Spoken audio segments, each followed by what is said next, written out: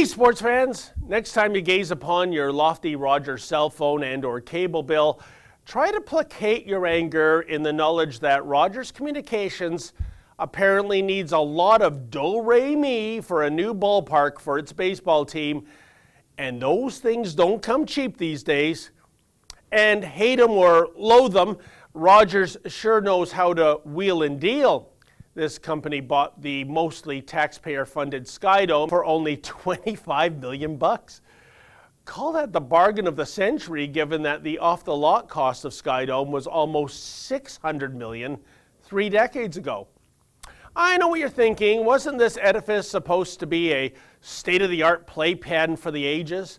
I mean, that's what Alan Thicke and Andrea Martin told us when they unveiled this edifice back in 1989. Skydome, the world's largest retractable ceiling, multi-purpose, 8-acre, 30-story high dome.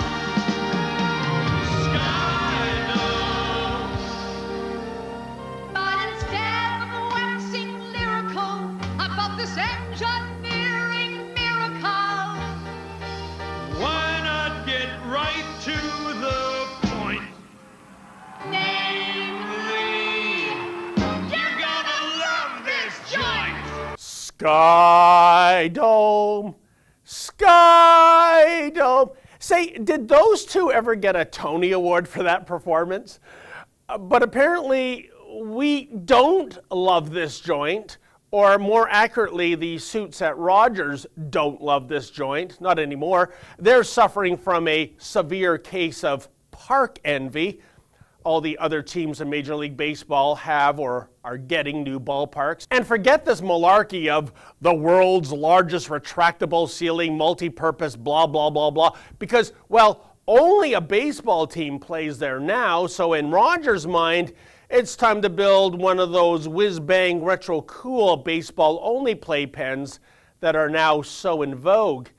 And get this, there are hints that Rogers, which apparently doesn't know the meaning of the word audacity, might actually be coming cap in hand to the taxpayers for yet further stadium subsidization. Yeah, like that 90+% discount for Skydome wasn't enough. And looky here, the guy sitting in the mayor's chair down at City Hall just happens to be the same guy who is still very well connected with, you guessed it, Rogers. Indeed, Toronto Mayor Tory recently said in a radio interview the following, quote, "There's now a decision to be made when it comes to the owners of whether to reinvest in the building or build something new. I think you're going to see some action on it because Rogers Communications have a decision to make," end quote. I think this is the part in the script where Peter Parker gets a prevailing feeling of dread. And yeah, my spidey senses are tingling too, folks, because this sounds like the prelude to our arch nemesis, Rogers, seeking out more taxpayer welfare.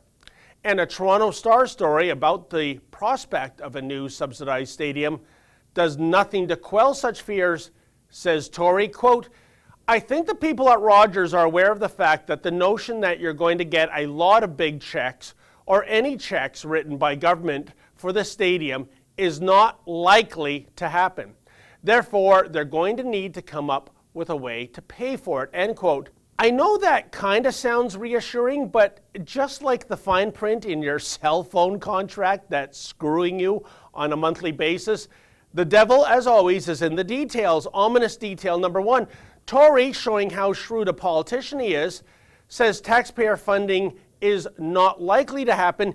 He doesn't say it will not happen, that it's never going to happen.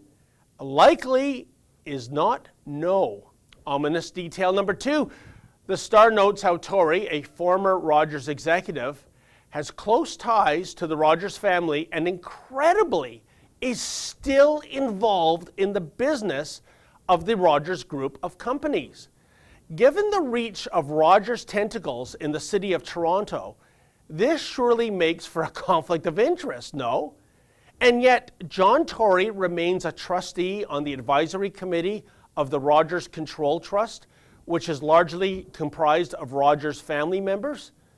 As the Star notes, quote, "The trust holds voting control of the Rogers group of companies, according to documents outlining the company's corporate structure, for the benefit of successive generations of the Rogers family, and deals with Rogers Communications, Inc. on the company's long-term strategy and direction," end quote. Are you clutching your wallets right now, folks? You should be. And if anyone accuses me of fear-mongering, I'll retract everything if His Honor stages a press conference and states that there's absolutely 100% no way that Rogers is getting a dime from the taxpayers for a new ballpark. And while he's at it, Tory must announce his resignation from the Rogers Trust. But will he do those two things? I think that's about as likely as the Blue Jays winning the World Series this year. Thus, I expect the inevitable to happen. Rogers, some way, somehow, is going to get more taxpayer welfare in the near future. Then again, folks, let's cut him some slack, eh?